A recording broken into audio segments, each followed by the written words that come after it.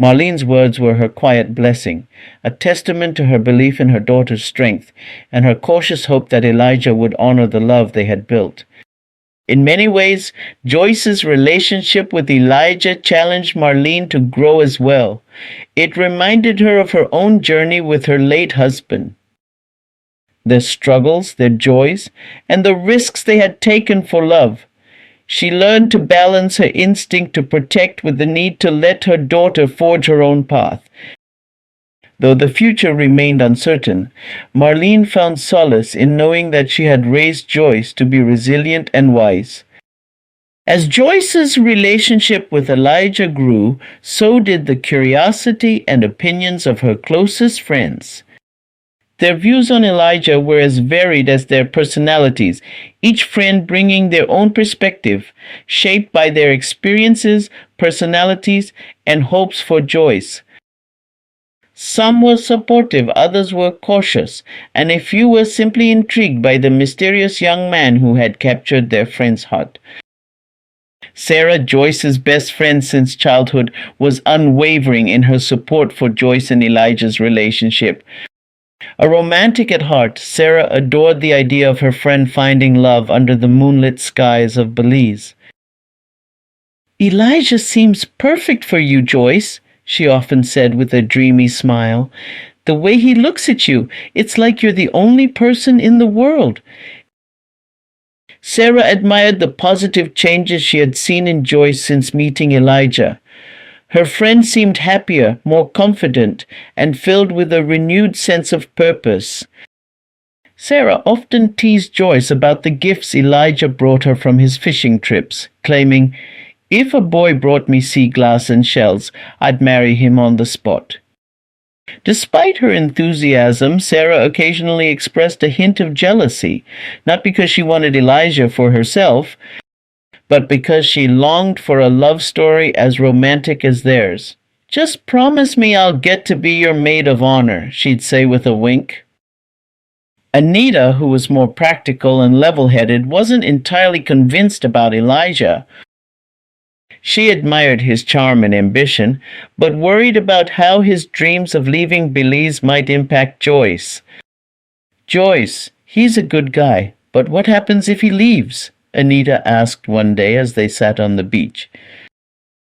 "You've already been through so much. I don't want to see you get hurt." Her concern came from a place of love. Anita had seen the struggles Joyce endured after her father's death and didn't want her friend to experience more pain. She often reminded Joyce to keep her own dreams in focus, even as she supported Elijah.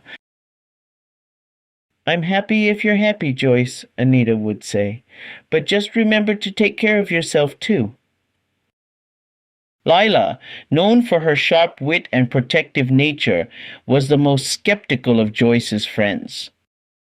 She wasn't convinced that Elijah's adventurous spirit would align with Joyce's grounded nature. "Men like him always have one foot out the door," Lila warned. "He talks about sailing to other countries and seeing the world. What about you? Where do you fit in his plans?" Lila's reservations often led to heated discussions among the group, with Sarah defending Elijah's intentions and Anita playing peacemaker. While Lila's comments could be blunt, they came from a place of wanting the best for Joyce. "I'm not saying he's a bad guy," Lila clarified one afternoon. "I just want to make sure he's as serious about you as you are about him." Whenever Joyce's friends gathered, whether for market trips, beach outings, or quiet evenings at home, Elijah was often the topic of conversation. Sarah gushed about his thoughtfulness, Anita raised practical questions, and Lila voiced her doubts. Despite their differing opinions, all three friends shared a common goal: to see Joyce happy. Their conversations often led to good-natured teasing. "So, Joyce, when's the wedding?" Sarah would joke, earning an eye roll from Lila and a laugh from Anita. But beneath the banter, Joyce knew her friends cared deeply for her. Their differing perspectives often gave her food for thought, helping her navigate the complexities of her relationship with Elijah. When Joyce finally introduced Elijah to her friends, it was a moment of both excitement and tension.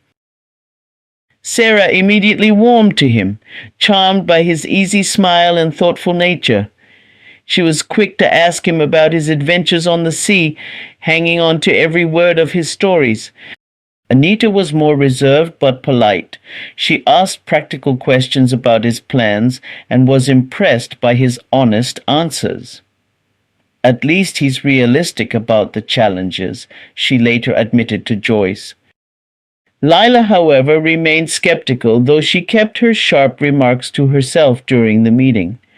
She observed Elijah closely, looking for any sign that he might not be as sincere as he seemed. Afterward, the group shared their thoughts. "I like him," Sarah declared enthusiastically. "He's perfect for you."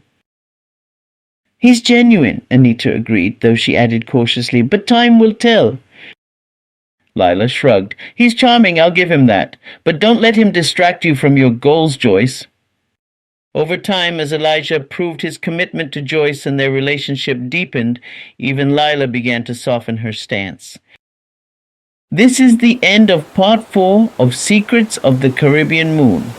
If you are enjoying my story, give it a thumbs up, comment, let me know your thoughts, share it with your friends, and subscribe to my channel for more Caribbean love stories.